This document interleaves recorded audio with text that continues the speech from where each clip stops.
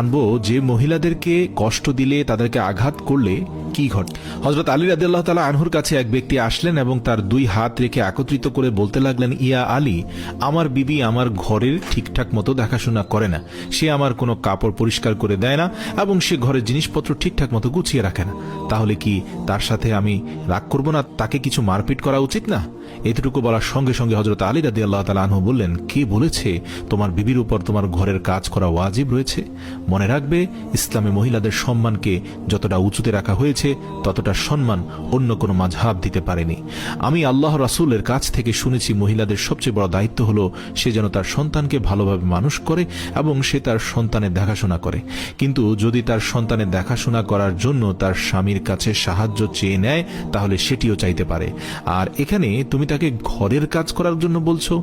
যদি মহিলারা তার নিজের খুশিতে ঘরের কাজ করে থাকে সেটি তার দয়া, সেটি তার জন্য বাড়তি কাজ, আর সেটার জন্য তুমি শুকরিয়া আদায় করতে থাকো এবং তার প্রশংসা করো। আমি আল্লাহ রাসূলের মুখ থেকে শুনেছি যে সময় মহিলারা নিজের ঘরের কাজ করে থাকে সে সময় আল্লাহ রাব্বুল আলামিন ফেরেশতাদেরকে পৃথিবীর মাটিতে নামিয়ে দেন আর বলেন, যতক্ষণ পর্যন্ত এই মহিলা তার স্বামীর ঘরের কাজ করতে থাকবে ততক্ষণ পর্যন্ত তুমি তার জন্য ইবাদত করতে থাকো, আমি এই সকল ইবাদত তার আমলনামায় যুক্ত করে দেব। সুবহানাল্লাহ। আর সেজন্য যদি কোনো মহিলা তার নিজের স্বামীর ঘরকে নিজের ঘরের মতো আগলিয়ে রাখে সেটি তার জন্য পৃথিবীর সর্বশ্রেষ্ঠ ইবাদত হয়ে যায়। এটি মহিলাদের খুব সুন্দর একটি নৈতিকতা যে তারা স্বামীর ঘরকে জান্নাত বানিয়ে রাখে, তোমার বাচ্চাকে খুব সুন্দর করে মানুষ করে গড়ে তোলে।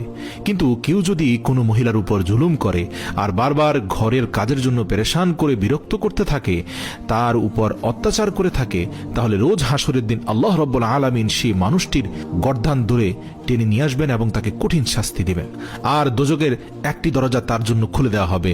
তখন এটি বলা হবে যে এরা সেই ইনসান যারা নিজের স্ত্রীর উপর অত্যাচারের জন্য হাত উঠিয়েছে।